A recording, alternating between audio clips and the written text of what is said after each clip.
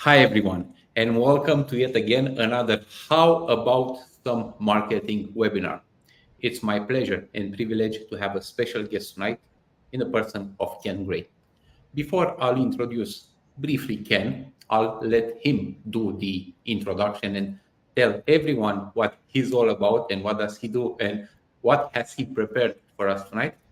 I'll just take one moment to, first of all, thank you so much for subscribing, for signing up for this webinar. Happy Tuesday, Ricardo. Happy Thursday, Ricardo. I'm living in the past. Thank you so much for subscribing to this webinar. And if you haven't, I highly encourage you to go to howaboutsomemarketing.com, and I've put the website on the screen right now to subscribe to the newsletter, to follow us on social media, and more importantly, to follow us on YouTube, because that's where you will see today's webinar and the past webinars, and of course, futures webinar as well. Thank you so much. And if you haven't subscribed, do so, because How About Marketing, it's a hub essentially that helps you get better at your marketing. With each episode, with each webinar, I try to bring an expert guest that will uh, just a part of what marketing, entrepreneurialism, business, and to an extent life is all about. And we become better with each webinar. I do have a checklist here, so I'm clicking complete, complete, complete, just to make sure I'm not missing anything. Now, for today's section, as said, it is my pleasure and privilege to have Ken Gray as a guest. I had the honor of working with Ken before, and hopefully we'll have a chance to work together again in a different concept, I might say. I don't want to say more, but perhaps Ken would like to tell a little bit of what's cooking behind it. But before I pass along the virtual microphone to him, I'd like to introduce him just a little bit. Ken is a seasoned digital strategist with over 20 years of experience and a 2x cycle strategy MVP. And he'll share tonight how we can leverage tools like CRM system, AI chatbots, and more to drive customer satisfaction and loyalty. I feel like any other introduction will do no justice. That being said, I'll pass along to Ken, and let me know when do you want the slides to be on the screen as well, Ken. You can start the slides anytime, because my introduction is actually part of my slides. It's one of the things that I do. But first, let me say thank you, Emanuel, for inviting me to this webinar. The topics, and I've been watching some of the other previous episodes, and the content is magnificent. And obviously, as a seasoned SEO professional and consultant, you bring a lot of marketing and skill as well. So seeing the content and being invited here is a great honor, and I thank you and welcome everybody. As Manuel was mentioning, I am a Sitecore strategist, as well as an entrepreneur. I've been doing this for a couple of decades now, almost three. I'm also a philanthropist. I've helped many companies and organizations get their start as well as grow. Digital transformation consultant, do that till today. I own SiteCatalyst.ai, as well as 3CX Consulting Inc. The details are on the screen. We see Yep. the cover, Ken. We see the Oh, cover, I it believe. didn't We don't change. see It the didn't second change. slide. Oh, my bad. There it is. And if you want to move the banner at the bottom where you can see share screen, stop sharing, and all that, move it just somewhere I'll else. move it over to my window. Excellent. Thank you. Thanks for catching it. I'm looking at this screen, and that's where all right, too many screens. I'm sure we all know that. So as I mentioned, I've been doing this for a while, and the greatest pleasure I get is actually sharing my knowledge and helping organizations, entrepreneurs, marketers, and companies achieve their goals through marketing and smart marketing, truly. Um, what we're planning to cover today, as we mentioned, leveraging technology to basically create personalization or digital experiences that are personalized to engage visitors and hopefully lead to more revenue. As we all know, in business, revenue is the name of the game. And so we're going to go over the definition. We're going to talk about why it matters. We're going to talk about some of the good examples. I'm going to share some of my experiences, as well as some anecdotes, as well as some tools, and then answer any questions that you may have at the end. And as I mentioned, I speak very quickly, so feel free to use the chat to ask any questions. We'll have a session at the end as well. But speaking of questions, why don't we get I in? have one question before we Yep. start. Whose dog is that? Oh, that is my partner's dog, and you will see why it's relevant in a few minutes. Um, I was just making sure it's not a stock image dog, so it's a real dog. nope, nope, nope. That's his name is Loki, and he's actually a very smart dog. And he also is now 4 years old. That was when he was just a puppy. So as far as yeah, so great question, and yeah, you'll see the reason why he's in the picture today, because there's some really interesting personalization that has happened around dogs and dog food and stuff like that. So we'll talk about it because it's not even my dog, but I've experienced personalization around a purchase that I made. So, but before we get started, I'm going to ask the audience some questions, and you can put it in the chat as well. But well, since we talked about dogs, does anyone here own a dog? Or do you have other animals like children? I have 3 children of my own. And so, yeah, feel free to let me know if you have a dog. If anyone has a cell phone, I'm sure you do. A lot of my examples are going to focus around these topics. So I'm asking these questions to see how many will resonate with these.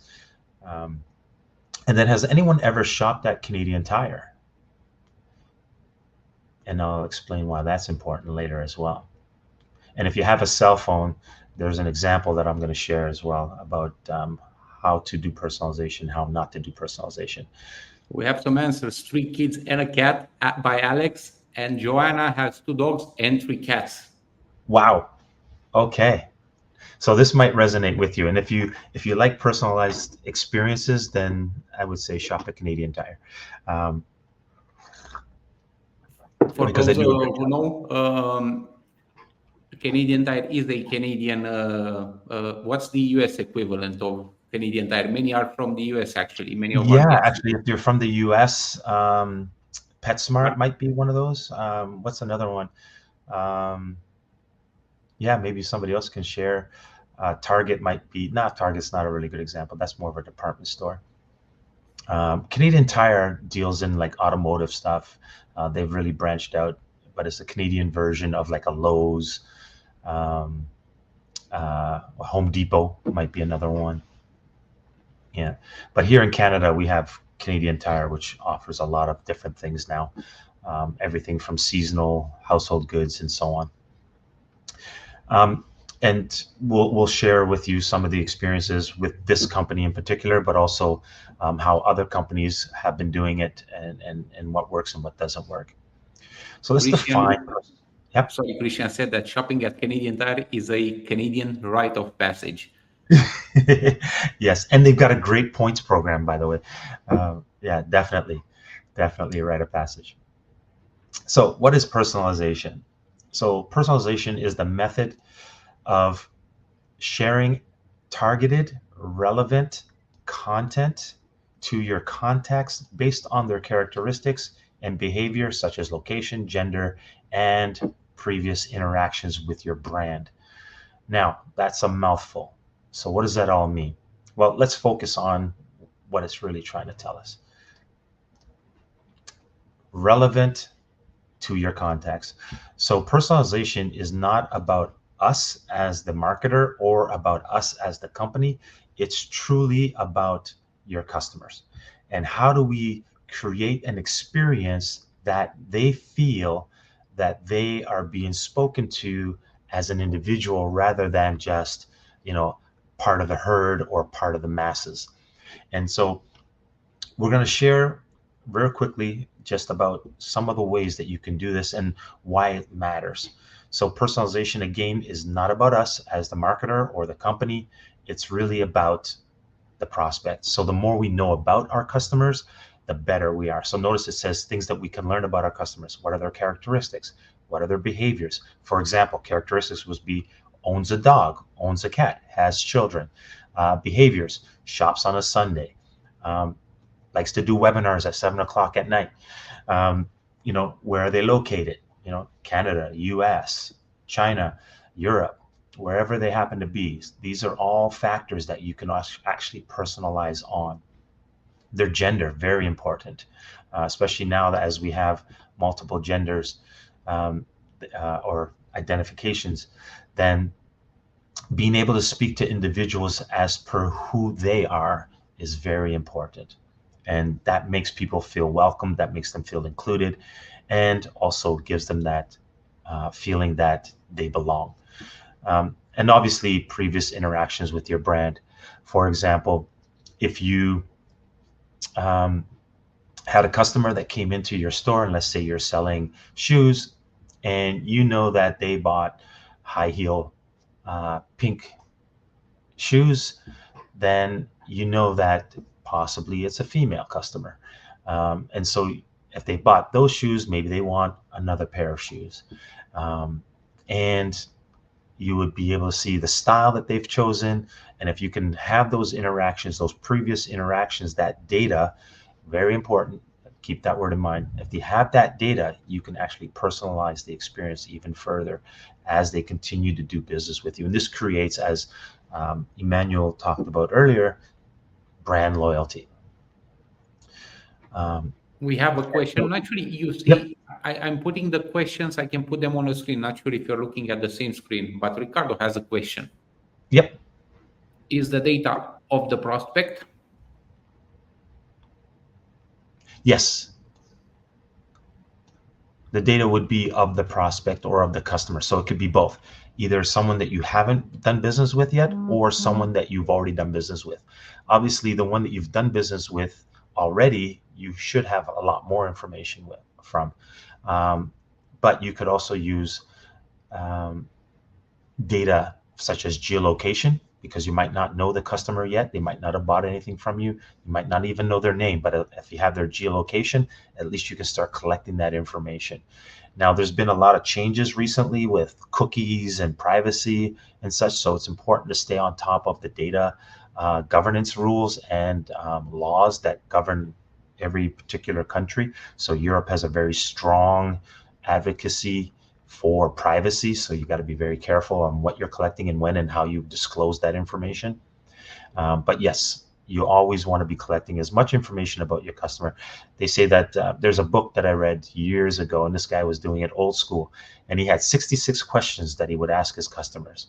And the 66 question that he would ask his customers, as well as himself, or the 66 question he would ask himself as well as his sales team, which is, do you know your customer as well as your competitor does?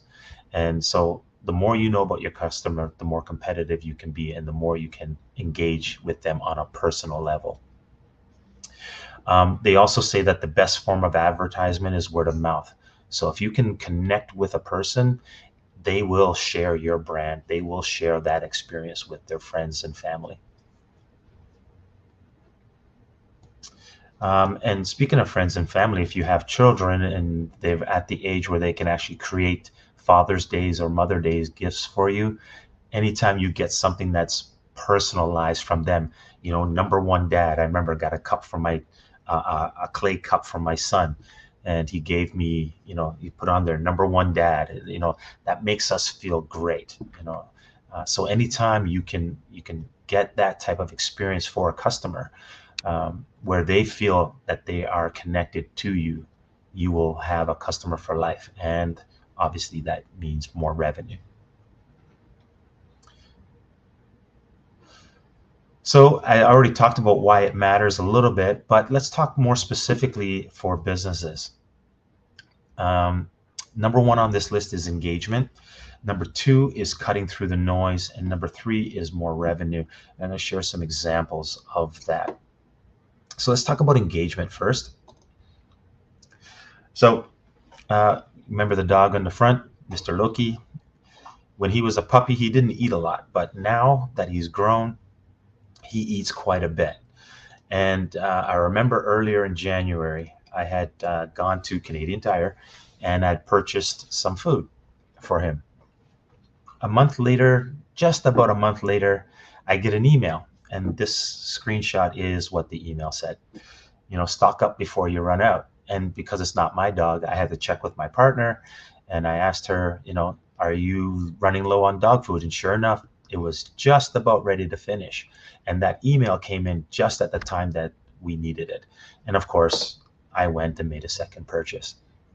So having that data, knowing that I had purchased dog food, now it wasn't my dog, but I had purchased dog food for through my points card, and was able to, and then of course now that became data that the company collected on me and was able to now send me this email to encourage me to stock up again before I ran out. And it was literally probably 2 days before we would run out of dog food for the dog. And so I made another purchase. And so data is one of the most important aspects of doing personalization. So the more data you have, the better. And if you need a mechanism for collecting that data, and we're going to talk about that later. And there's many ways you can do that. Some people do use spreadsheets. You can use, a friend of mine works at a high-end clothing store, and the guy doesn't have any SKUs, doesn't have any computers in his store. He's been around for about 30 years. He's very old school, but he knows every single customer. When they walk into the store, he can tell them their name. He knows their children. He does it very old school. And he takes notes and things like that, but he knows their style and all that sort of thing. So collecting the data can be done in many ways, but of course with technology, the purpose of our talk tonight is to show you how to do it much easier and to do it at scale and to make it transferable so everybody else can share in the data. And then also be very cognizant of customers when they shop. So this company was able to reach out to me, and because they knew that I purchased dog food before, they were able to offer me more dog food. And this is what we call a good engagement experience.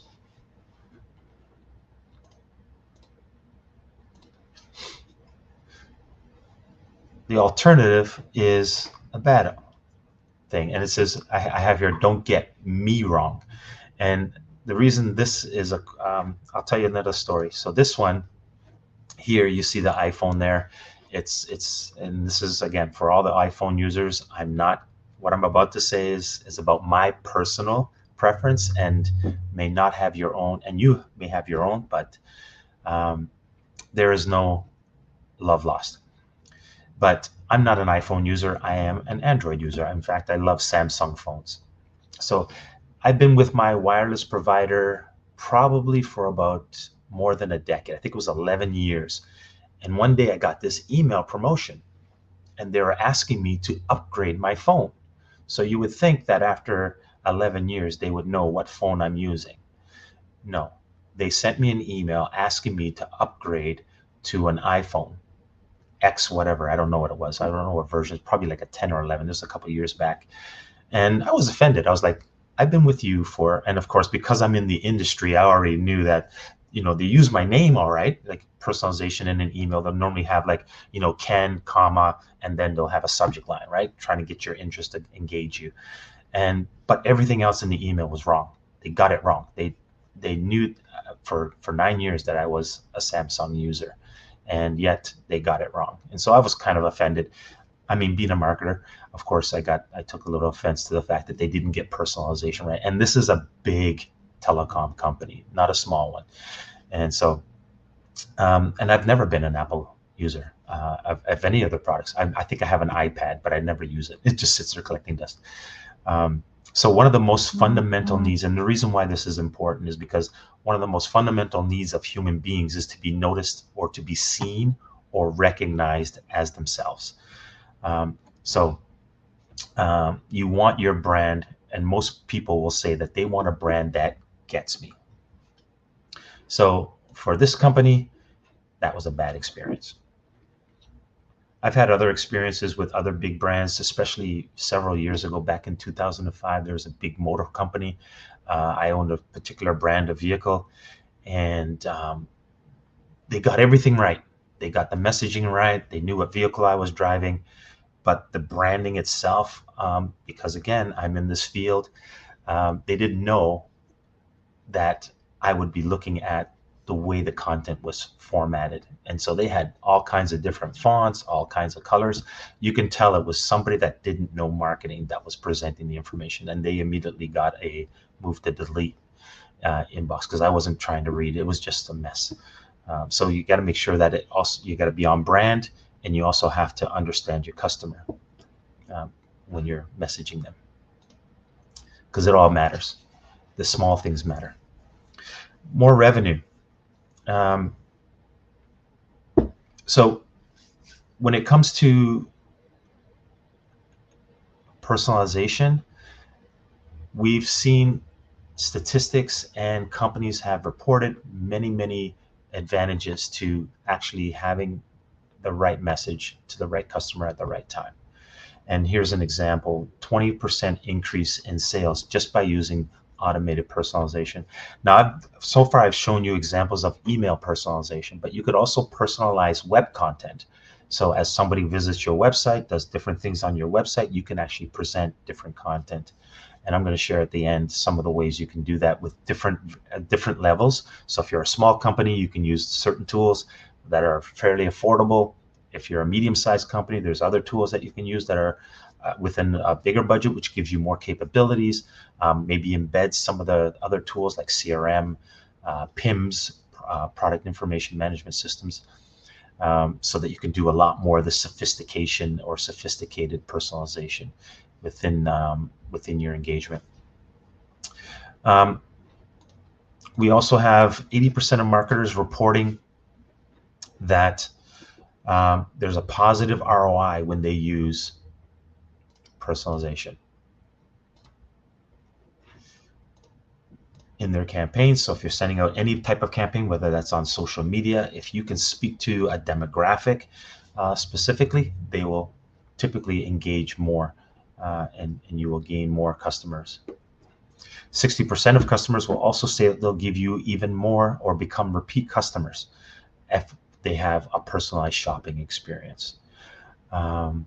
And so again, more revenue. 80% of customers will share even more personal data with you. So they might share their date of birth. They might share their whether they have children or not, when they were married. Things like this you can also use to, again, present personalized content for them. So if you know that they have an anniversary coming up, you can message them accordingly. And most people welcome that sort of thing. You see it on social media platforms even. You got an anniversary, so-and-so has worked at X company for 5 years. Congratulate them. You can do that. And most people, when you send their congratulations, they'll respond back, because most people like to be recognized. So again, remember that fundamental need of human beings, that we need to be recognized. We want to be seen. Hence selfies. So if you've seen Instagram and Pinterest and all of these things, all of these social media platforms now, you can see that there's so many influencers. People love to share their stories. People love to share their experiences, and people just love people. So if you can connect through personalized experiences, you will have a business that is sustainable and growing. So what will you need to do personalization at scale? Define personas. I'm not sure how many people, is there anybody on this call, a seasoned marketer that actually develops personas and understands what those are? Another term might be your ideal customer profile. Another term, ICP, yep, your ideal customer profile. Could also be your target audience is another term that's used. But in most circles at the enterprise level, they talk about personas, which is a caricature, like an outline of a particular customer or a segment of your customers. We have Alex, absolutely. Yep. Perfect. So you're absolutely going to need to know who you're targeting, at least to get started, because you want to start messaging appropriately. So if you know you're speaking to small business owners, then you want to use language that resonates with small business owners. Lack of time, you know, maximizing their resource spend, right? Enterprises, they have lots of money. Well, typically they do, but they still watch, especially in a down economy like we are. But knowing your audience is very important so that you can speak to them. And again, being able to collect the data, which leads into the CRM. So CRM stands for Customer Relationship Management Software. There's lots of them out there. Some of them are free. HubSpot, Zoho has one. Dynamics, Microsoft Dynamics. If you're an enterprise, you want a little bit more, you can use a spreadsheet. Anything that will allow you to collect customer data is very important. Name, email, phone number, address, date of birth, anything that you can that's relevant to your business. You'll need a CRM of some format, and if you can integrate it into your emails, your email tools, and your website, then you can do personalization at scale. PIM stands for Product Information Management System. So that's where, like a WooCommerce, for example, if you're using WordPress, most commerce engines nowadays will have some kind of product. Well, you have to have product information management, so you have to be able to keep your number of sales, number of times someone has looked at a particular product, the types of products, the categories of products. That's what your PIM will be used for, and then you could actually segment.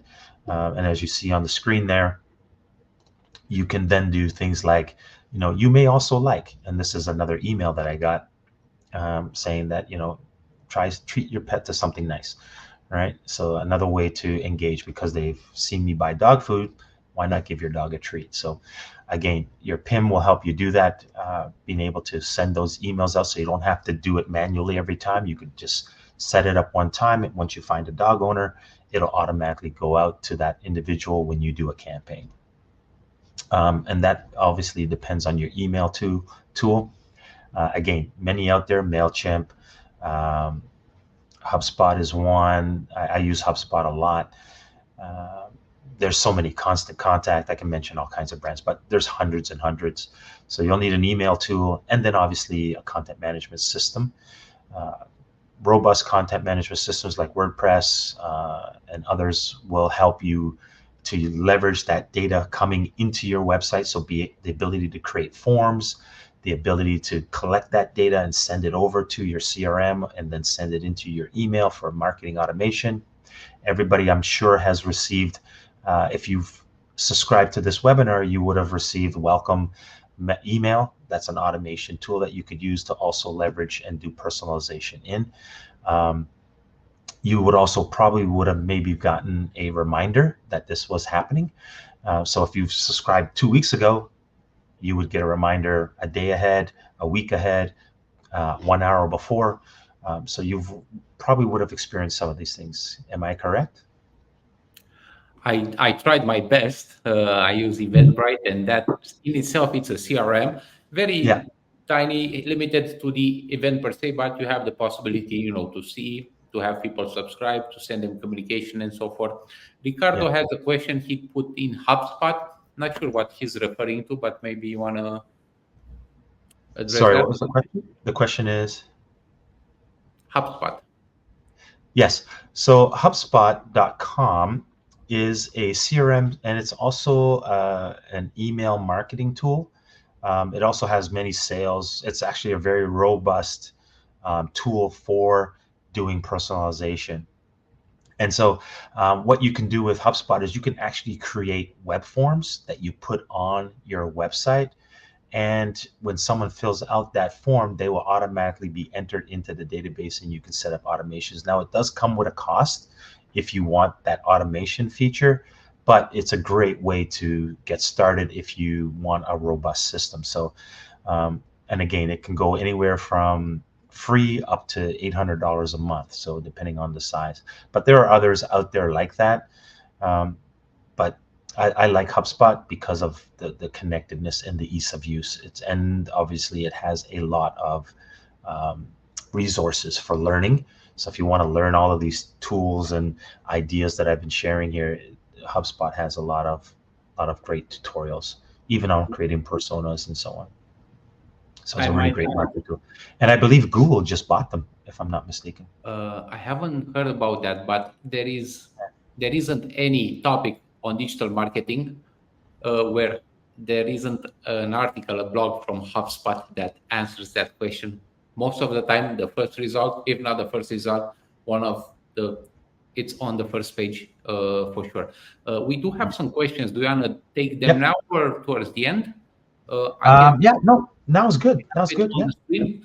What's the best CRM system you've used and why? And before I pass it along to you, Ken, I do want to share a pro tip that many don't realize that Meta, Facebook has a powerful CRM. And if you do Meta advertising lead generation, and that's your main platform, you can actually do a pretty decent job by using the free Meta CRM that connects with the business account and all that and keeps a pretty good accounting of your leads and lead management and so forth. So that's my pro tip. But back to you, Ken. Sorry. Yeah, so that's a very great tip, by the way. And you'll find that most of the platforms nowadays, even the Shopify's, the Wixes of the world, they're all baking in the CRMs. So I would say the answer to the question is, what's the best one I've used? I've used HubSpot for years, but I also have QuickBooks, which is also a CRM, right? But the ability, so I would say use a tool that you're comfortable with and one that connects with the platform that you use the most. So for me, I like HubSpot because it has the email capability, as well as I can create forms that I can embed on my website. There are other ones out there that you can use, formidable forms. There's like if you're on WordPress, there's lots of plugins that have CRMs. Zoho, if you're cost conscious, Zoho's also free. So yeah, it's really about using the platform that you're most comfortable with. So if your platform has a CRM, use it and see if you can integrate whatever else into it. That way you keep your data, but once you decide, make sure that you can grow with it, because you don't want to have to switch later. It gets to be a nightmare, switching your data and your platform. You want your data to be able to grow and make sure that you can afford the cost, because some of the platforms, for example, HubSpot at a free level, I think only allows you 2,000 contacts. So if you have more than 2,000 contacts, then you're going to need to find either you have to pay for it, or you have to go find another tool that allows you to have more contacts. So yeah, it's not really necessarily my favorite or my personal favorite, but because I started with HubSpot, I've kept with it, and most of my data is there, and I can import contacts into there if I need to. I have a couple of different systems that collect data, because I have different companies, but I use one platform to message out based on segmentation. HubSpot has the best B2B strategy. Alex left a comment, and Ricardo said this course is more B2C. Which one? Some comments from our audience. So Alex Yeah. said that HubSpot has the best B2B content strategy. Yes. And then Ricardo said, I believe this course is more B2C. This tonight's webinar, I believe he's referring to Yeah. this. Discourses. Yeah. There's another. Yeah. So yeah, exactly. Right. There's lots of platforms out there. So there's big ones. If you're working with enterprise level customers, Dynamics is one that you'll come across a lot.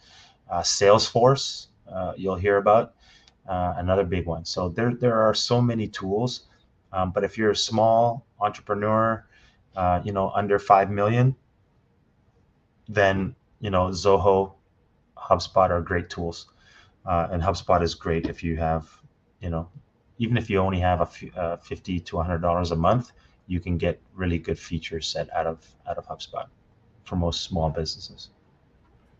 This is not And a then Yeah, it's webinar. not a pitch for HubSpot. I am no way affiliated with them. I just use it and I know it.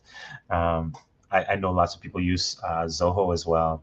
So yeah, Alex uses Salesforce Marketing Cloud, and it's pricey. It can get with the add-ons pricey. and everything else that they come up with. Yeah, exactly. So personalization in WordPress and Site Catalyst, you can pretty much get it at a very low cost, and it's great for small business, and you can set up personalization in a matter of minutes. This is again about web personalization.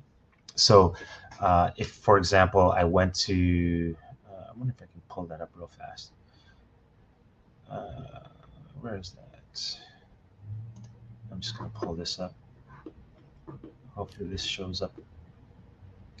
But I can show you a screenshot of, yeah, here we go. I don't know if you can see that. Yeah, it's coming along. Not sure what it is, but it looks like a Yeah, dashboard or yeah. So this is in the behind WordPress, the ability to basically change content on a page, on a web page, based on a user's interaction. So I can set up, if someone visited a specific page on my website, I can swap this content here at the top with the content that's down here at the bottom. And that now generates a little bit more personalization. If they've clicked on a button, or they've specified, or I know that they're looking for a particular service or product, you can set up all these different types of personalization aspects, so that when they engage or they do that particular behavior, they get content that speaks exactly to what they were interested in. So now your website doesn't have to be static. Your website can be very dynamic based on the number of times they visit, based on what country they're from. You can swap language, you can swap, just shipping costs, like anything that you need to do. Most of these platforms now can do that. But WordPress, this is WordPress, and I think just for just a few dollars a month, you can get personalization on your website, and then that'll also create engagement, and then lead to more sales. Go back to my screen here, wherever it went to. Yep, here we go. And then there's another one called the If So plugin. If you're on WordPress, if you're using WordPress, the If So plugin, it's a little bit more costly, about $150 or so, but it gives you a similar interface where you can do your website personalization, changing content, presenting information to a user that's relevant to them. Similar to what Amazon does when they do that, you may also like. You can do that type of stuff on your own website, just based on a visitor's behavior and clicks and things like that. If you're a little bit bigger business, then you can get into kind of like the .cms's of the world. There's another one, content.ai, and all of these platforms come with their own ability to personalize your website, to change content. And then the one like Canadian Tire uses, we have the Adobe Experience Managers, the Salesforces of the world, Optimizely, Sitecore. I believe Canadian Tire is using Sitecore and Adobe Experience Manager to create really highly engaging, personalized experiences. But it comes at a significant cost. This is mainly for enterprise, top 500, top 1,000 companies in the world, big companies, 10 million or more dollars, because the fees for this platform is 30,000 plus a year and up, and then not to mention development costs. Any other questions before we close? There's a comment by Ricardo. Thanks again. This is awesome because developers are pricey. That's great for landing pages. I'm assuming he was referring to one of the tools that you shared previously. So thank you for that comment. Thank you for engaging, everyone. Yeah, absolutely. Landing pages are a great way to personalize things. Or if you have like a microsite, you can, as they land on one page, you can have two options there, right? Small business, big business. If they click the big business, you present them with one message or one price and whatever it is that you want to change. And then you can present them with another page if they click the other button. And then as they go throughout the rest of their engagement or interactions with you, all of the content can be geared toward that particular audience because you've now gained some knowledge about them, and now you can personalize the experience for those users. Yeah. You might say that is good for government agencies as well, right? Some do successfully. Most, I believe, don't take advantage or they don't care No, for that. you're absolutely right. I think the most common personalization that people know is how to insert a first name into a message. That's about the depth of most organizations, nonprofits as well. I came across, I was doing a pitch actually for a company, an organization here, and they're well known. Actually, interestingly, they're in the animal space as well. Um, and I mentioned to the director of marketing who was going to be making the decision about, personalization and how it works. And it was the first time she'd actually heard of it. And I'm thinking personalization has been around for at least a couple of decades now, at some capacity, not at the level that we're at now, but Sitecore has been doing personalization since 2005. So yeah, about almost 19 years we've been doing, on-page personalization. So yeah, it's something that people know about, or maybe may not know about, but they find it hard to implement and how to and to get going. Even on Sitecore, we had this thing called the mythical phase 2, right? We need a website redesign. We love the platform. We want to do personalization. They build the website, and then all of a sudden, they haven't done any personalization. And a year goes by, another year goes by, and now we need another redesign, and they still haven't implemented personalization, and they're missing opportunities. But the companies that get it and the ones that really push forward and take the baby steps, those are the ones that you see will get these types of results. If I can go back up here, the 20% increase in sales, repeat customers, like the ones that get it are the ones that actually get those types of results. So personalization does matter, and it can really make a difference in how your customers see you as a number one, as a brand, but also as a marketer. Before we have a question, but before that, I want to make a comment that automation obviously helps a lot, but we still need the human factor. And I'll give you an example. You mentioned with the slides with the pedigree snacks, something you get an email you may also like, or in a section that you may also like. Whereas in that context, the verbiage that they use is important, because you may also like what? The dog biscuits, you yourself, or your dog may want that. So it Yeah, can yeah, yeah, be something funny, right? yeah, We have a yeah. question from Alex. I'm assuming it's addressing you. Where do you think personalization is going?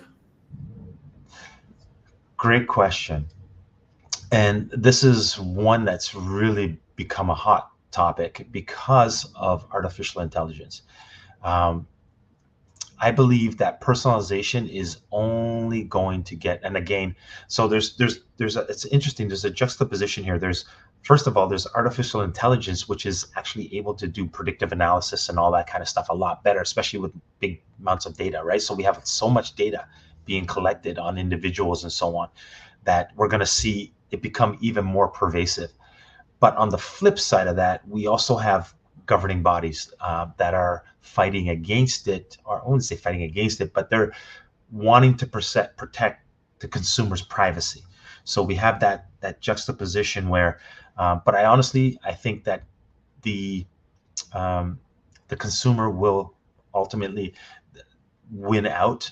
I think more and more, especially Gen Zs, they're not shy. They share a lot of information. If you look at social media, there's a lot that they share there. So I see it becoming even more and more pervasive, and it's going to be. I think it'll be again still a differentiator for companies, because, like, as I mentioned, it's a fundamental need of human beings, and that is to be seen. and to be recognized. And if you can provide that to your customers, I think they'll choose that versus keeping their information secret. Alex made a follow-up comment, like the EU, European Union, which you already addressed, but maybe for those who are not exactly familiar with what it means, EU, the GDPR, and all that Yeah. in terms of privacy, what does it mean? Maybe just a short 10-second introduction.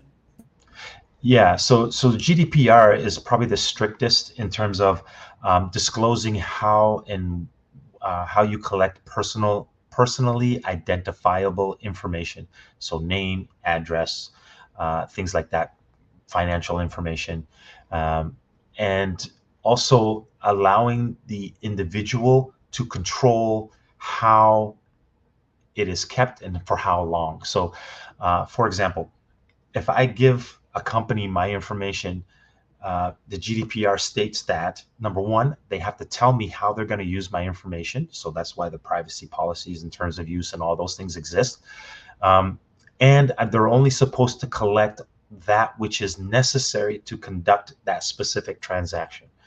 And then they also have to give me a mechanism to, number one, unsubscribe from any marketing information if I've subscribed to a newsletter or whatever, but also to have my data expunged from their databases.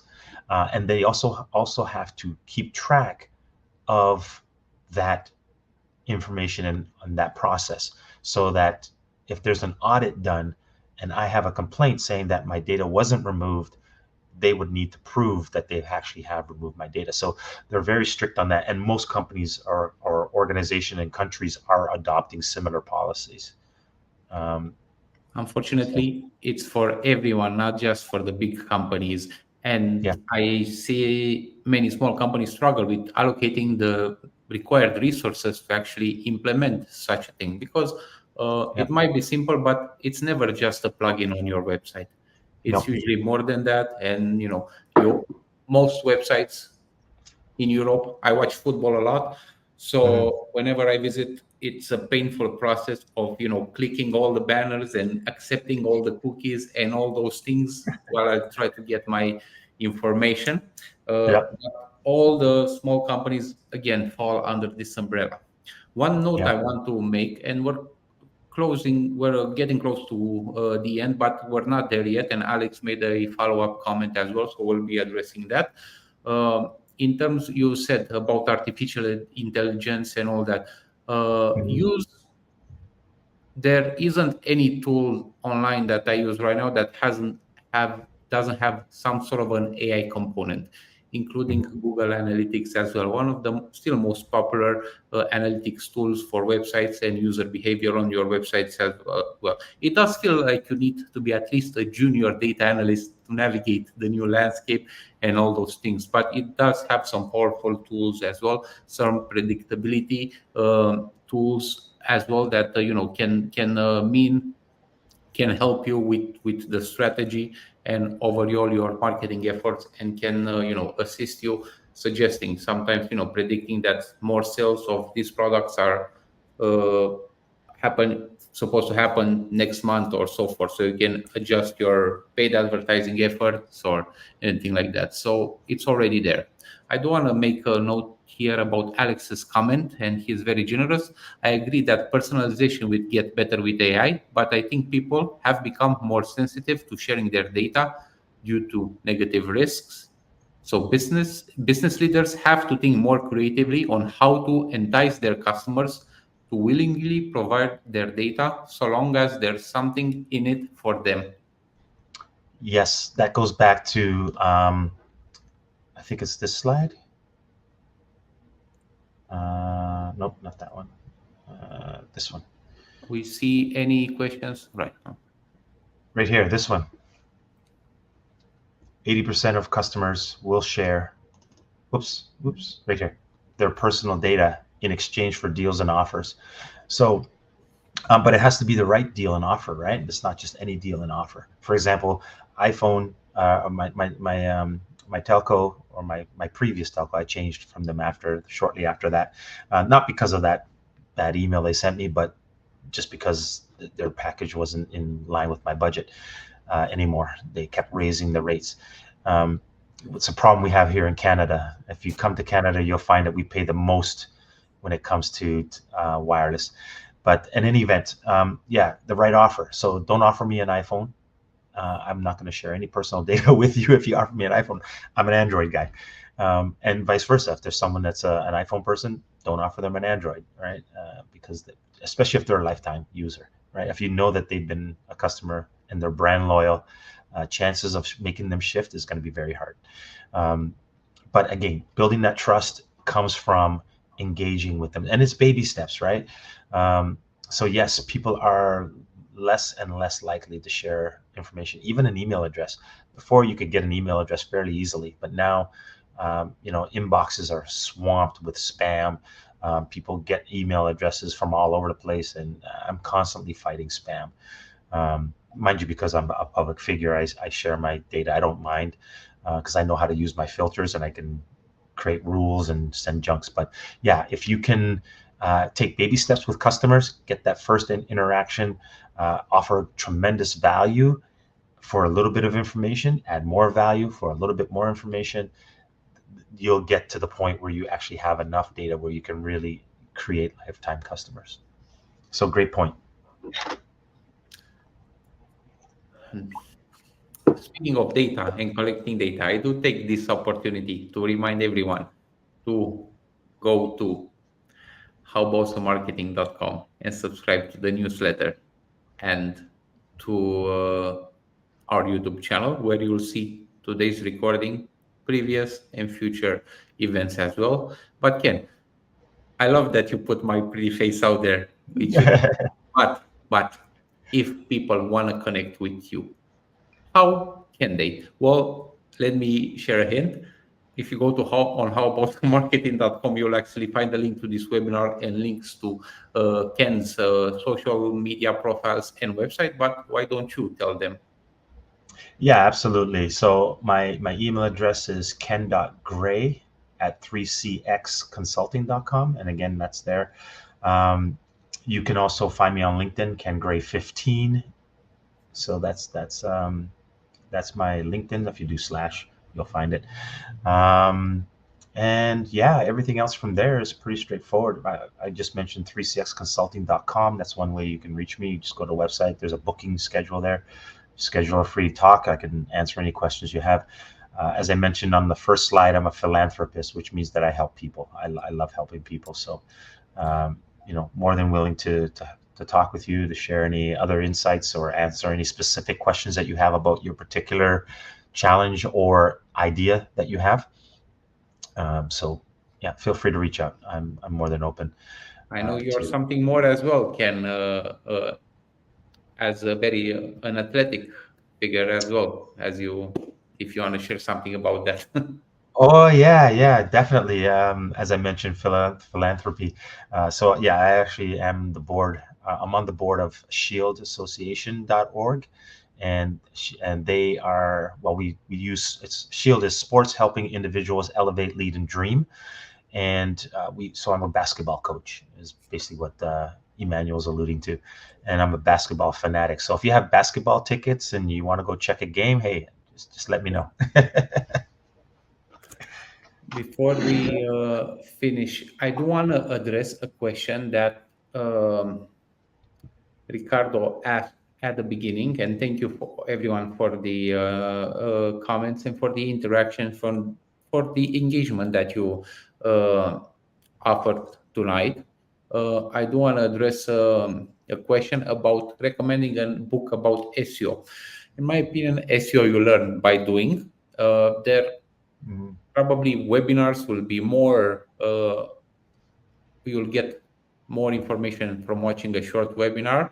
But if I were to recommend a book, one interesting approach is Product-Led SEO by Ellie Schwartz. So that's fairly recent. And many, many years ago, I don't like to tell how many because you'll actually give up my age. So I don't want. But it's a book called The Art of SEO. its first edition was probably in the early 2000s or even 1999. I don't remember at the moment, but it's called The Art of SEO. It's by Eric Enge, Stefan Spencer, and I forgot exactly his name. The guy from Mars, and now from Spark Toro. Exactly his name. One of the most known figures. He contributed as well to that book, so that's an option that you could look into. Excellent. But yeah, I forgot. That's great. I'm definitely going to check out that Art of SEO and have a Exactly, read. Rand Fishkin. Yeah, but you look, it's very generous in terms of the information. Obviously, things have changed since. You'll hear probably references to guys like Mac Katz, who was big in the SEO space at one point. But it's an interesting study. But again, SEO, if you want to do SEO, start doing, and that's how you'll learn. Absolutely. Learn by doing. That being said, any closing remarks, Ken? No, I just want to say thank you to everybody that attended today, and especially to you, Emmanuel, for inviting me. I hope it's been useful, and look forward to the next one. I'll come on as a visitor and learn from you. I took notes. I hope you have taken notes as well, the one who's watching. Until Yes. next time, howaboutsomemarketing.com. Thank you for attending. Awesome. Thank you.